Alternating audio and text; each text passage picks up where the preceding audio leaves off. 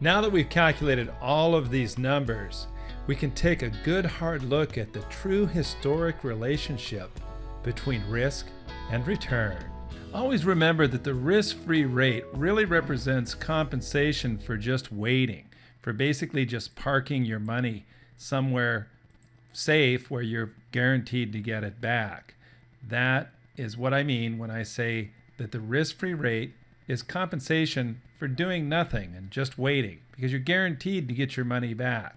For that reason, a lot of times you'll hear the risk-free rate called the time value of money, because since there's no risk, the only other possible value you could be paid for in terms of a rate of return on your investment is the value of time, the value of waiting. So the first lesson is that if we're willing to bear risk, then we can expect to earn a risk premium, at least on average. And the second lesson is that the more risk we're willing to bear, the greater the expected risk premium.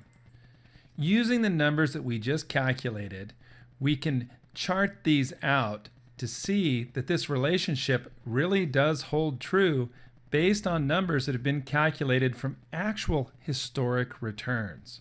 You can see that T-bills have the lowest return, but also have the lowest standard deviation, the lowest volatility, the lowest risk. T-bonds have a little bit more risk and offer a little bit more return on average. Large company stocks have a lot higher volatility, a lot higher standard deviation, but offer much, much higher average returns.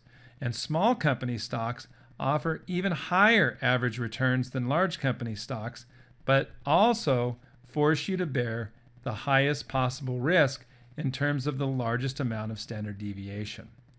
Remember that standard deviation measures the fluctuation of the value of your account as well.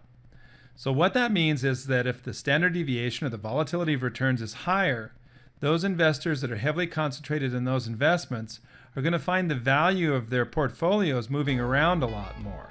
That's not too much of a problem if the portfolio is increasing in size, but it's a huge problem in a big market drop where the portfolio can drop dramatically in size over short or relatively short periods of time.